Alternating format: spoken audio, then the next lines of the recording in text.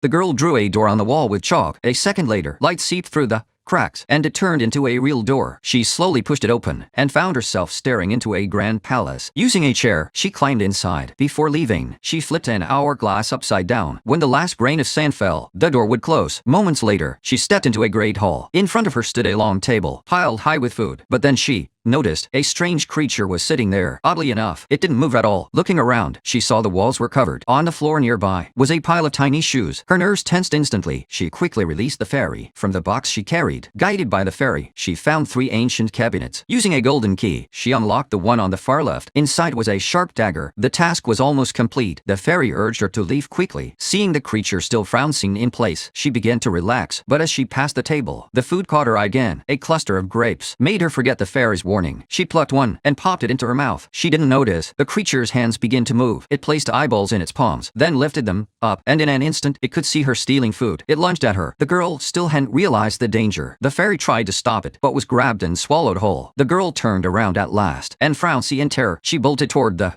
door, but the hourglass had run out. The exit slammed shut in her face. No matter how hard she pushed, it wouldn't budge. With the creature closing in, she pulled out her chalk to draw another door, but the chalk snapped in half. The monster was almost upon her. She scrambled onto the chair and drew a small door above her head. This time, it worked. She shoved it open and scrambled through. Just as the creature's hand reached her, she slipped back into her room.